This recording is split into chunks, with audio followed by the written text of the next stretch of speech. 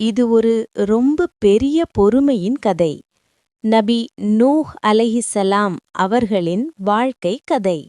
நபி ஆதம் அலைஹிஸ்ஸலாம் அப்புறம் 10 தலைமுறைகள் ஒரே அல்லாவை மட்டும் வணங்கினார்கள். அந்த காலத்துல 5 நல்ல மனிதர்கள் மக்களுக்கு வழிகாட்டியாக இருந்தார்கள். அவர்கள் மரணத்துக்கு அப்புறம் மக்கள் ரொம்ப துக்கத்தில் இருந்தார்கள். அவர்களை நினைவுக்காக சிலைகள் உருவாக்கினார்கள். ஆனால் காலம் சென்றது, அந்த சிலைகளின் உண்மையான நோக்கம் மறந்துபோச்சு. அப்போ ஷைத்தான் மக்களை மெதுவாக வழி தவற வைத்தான். சிலைகள் அல்லாவுக்கு இடைநிலைன்னு மக்கள் நம்ப ஆரம்பிச்சாங்க. இந்த வழிதவறலை சரி செய்ய அல்லாஹ் நபி நூஹ் அலைஹிஸ்ஸலாம் அவர்களை அனுப்பினான். நபி நூஹ் அலைஹிஸ்ஸலாம் மக்களை ஒரே அல்லாவை வணங்க கூப்பிட்டார்.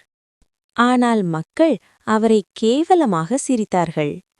சிலர் காதுல விரல் வைத்துக் கொண்டார்கள், சிலர் முகத்தை மூடிக்கொண்டார்கள்.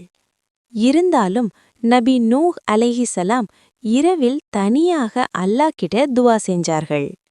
ஒரு நாள் இல்ல, ஒரு வருஷம் இல்ல, முழு 950 வருஷங்கள் அவர் பொறுமையோட தாவா செஞ்சார்கள். கடைசியா அல்லாஹ் ஒரு கட்டளை கொடுத்தான். நீர் இல்லாத இடத்துல ஒரு பெரிய கப்பல் கட்ட சொன்னான். அதை பார்த்த மக்கள் இன்னும் அதிகமா சிரித்தார்கள். அந்த கப்பல் 3 அடுக்குகளோட இருந்தது. அல்லாவின் கட்டளையால் விலங்குகள் ஜோடி ஜோடியா வந்தது. ஈமான் கொண்டவர்கள் எல்லாரும் கப்பலுக்குள்ளே ஏறினார்கள். வானம் கருப்பா மாறிச்சு, மேகங்கள் சேர்ந்தது. வானத்திலிருந்து மழை, பூமியிலிருந்து நீர். நபி நூஹ் அலைஹிஸ்ஸலாம் தன் மகனை அன்புடன் கூப்பிட்டார். ஆனால் அவன் சொன்னான், மழை என்னை காப்பாத்தும்னு. ஒரு பெரிய அலை அவர்களை பிரித்து போச்சு. ஈமான் இல்லாததினால் அவன் அழிந்து போயினான். கப்பல் அல்லாவின் பாதுகாப்புல சென்றது. பூமி முழுவதும் நீரால மூடப்பட்டது. பின்னர் மழை மெதுவாக நின்றது. நபி நூஹ் அலைஹிஸ்ஸலாம் ஒரு புறாவை அனுப்பினார்கள். அந்த புறா ஒலிவ் இலை கொண்டு திரும்ப வந்தது.